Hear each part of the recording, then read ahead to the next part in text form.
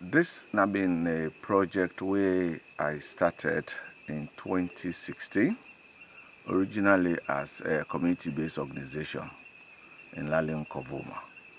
Apparently, I started planting vegetables. I started with 68 acres of vegetables, preferably pepper and garden eggs. The community-based organization being called Movement for Community Advancement, MOCA. The whole idea was, after the Ebola, a lot of requests been come from my people for that I help them. But I've been finding out being a bit difficult for that to help individuals. So I went into the establishment of that vegetable, through which I created job opportunities for a whole lot of youth in the community. And then at the same time, the proceeds we get from the pepper, we begin support the people then with. So this is how we started in 2016. In 2019, when His Excellency called me for come and serve in the capacity I serve in currently at State House as Director General, Service Delivery and Performance Management, in furtherance of the President in agenda, the one for promote agriculture as one of the HCD pillars, I decided for go into this time around cassava production. So in 2019, because I actually came back in country in 2019 June, now effectively I started for work at State House. So immediately I went into this cassava production using the land that had been used previously for vegetable. Initially, because it was already at the middle of the year, so I did only 45 acres of cassava. And at that time, fortunately, I got some small funding from the UNDP Jeff program. Then plus my own resources I had, I able to buy a small processing factory from Gucci. So that year, in 2019, when we harvested, we processed about 100 bags Gary. So it became interesting. But then I learned a lot from that exercise. I learned that one, it was too labor intensive, and continuing as a community-based organization was not really the right way to go, because it was all coming from my pocket. So then I decided to expand. I introduced a scheme wherein I organized a number of groups and supported them with planting materials that I got from the 45 acres. So we planted 250 acres on the Nicholas plant farm, and then through the outgrower scheme that I supported, we did another 100 acres in Leone and Tolubu, respectively. So today, that farm is already overdue for harvest. And the reason why it's overdue for harvest, it was getting ready because these are 6 month and 1 year varieties we are planting. Unfortunately, I had already put in for a bigger factory in China. Then unfortunately, Corona came. So when Corona came, even though the factory was fabricated, it took 9 months in the the producing company warehouse. We're not able to ship on a salon because of what's been happen globally. So during that process, people advised me. They said, "We don't feel say it really economically viable for let you continue as a community-based organization. Why you not go register this thing as SME?" So this is how I ended up registering as SME, Mukpateh Investment Enterprise, in 2021. Specifically, 12th February. So, once I did the registration, then I became more enthused. Originally I've been working with 82 women in Leone, but then we realized bush became a challenge for let I go expand. Then through the advice of other community members I've been work with, they mentioned Bandajuma. They said Bandajuma get a very productive land. If we can talk to the people there. fair enough, we came there last year and they welcome us. This is about a 7,000 acre land, you know, that they gave us. Initially, they have given us, for 5 years. We only gave them, a small token. It wasn't really, anything that we gave. They offered us, now just out of your own gesture, we said, okay, let's give them small thing. So last year, using 37 manpower here, and then of course hiring machines and what have you, we were able to do 1,000 acres, and that is what you are seeing now behind me.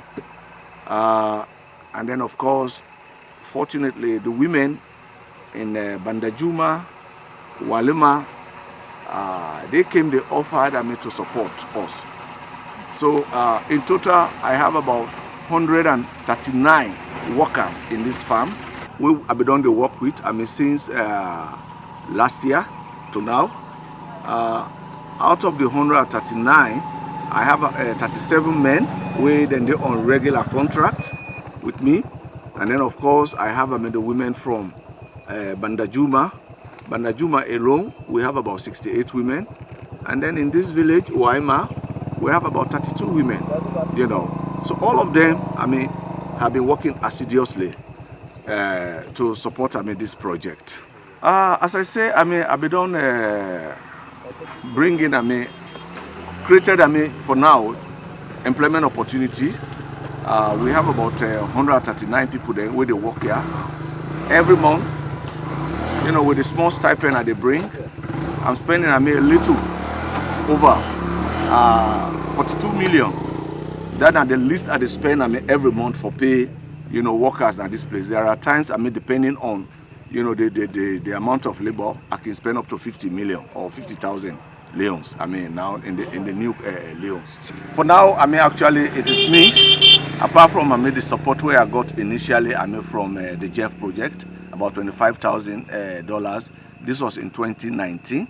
But since then, everything you're seeing here now is being funded by myself solely from my retirement money from UNDP.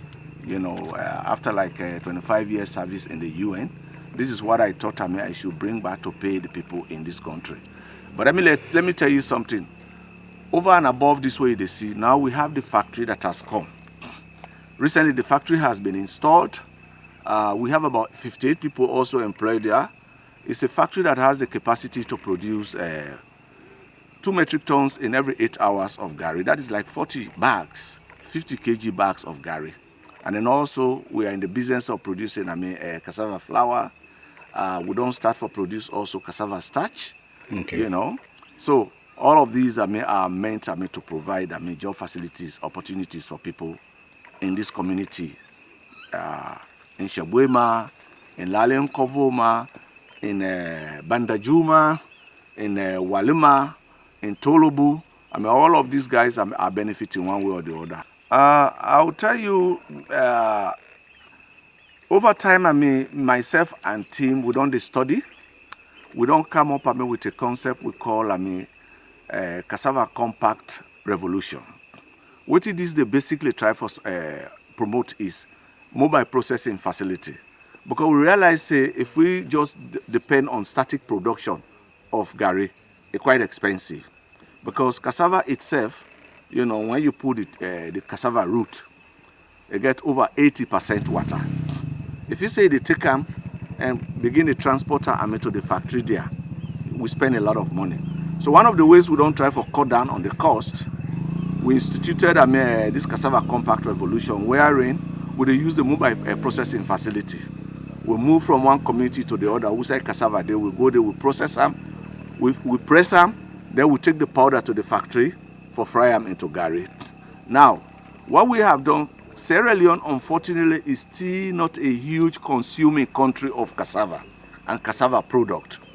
So, since we started production, because we have the capacity to produce minimum 600 bags every 2 weeks. So meaning, we are just deciding now, to beginning to institute, what I call a shift system, wherein the first shift go work 8 hours, and then the other shift work another 8 hours. So doing 16 hours. If we are doing 16 hours every month, we'll be producing close to 2,000 bags of gari. So what we have done, we have already contacted market in Banjul. We have also contacted market in Ghana. We have contacted market in Nigeria.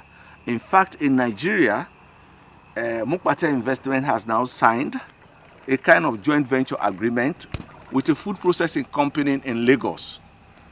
So hopefully they are going to be one of the major off-takers of our product here once we really stabilize the production process. But at the moment, there are also Sierra Leoneans that are showing interest in our product because we are one of the finest gari that we are producing. In fact, as of October, I don't spend $505,000, both in the plantation, the establishment of the plantation, and of course the establishment of the factory that you'll be visiting.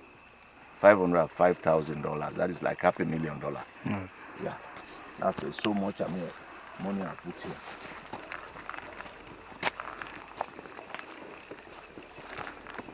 And all are from the pocket, with the exception of the $25,000 I got from Jeff.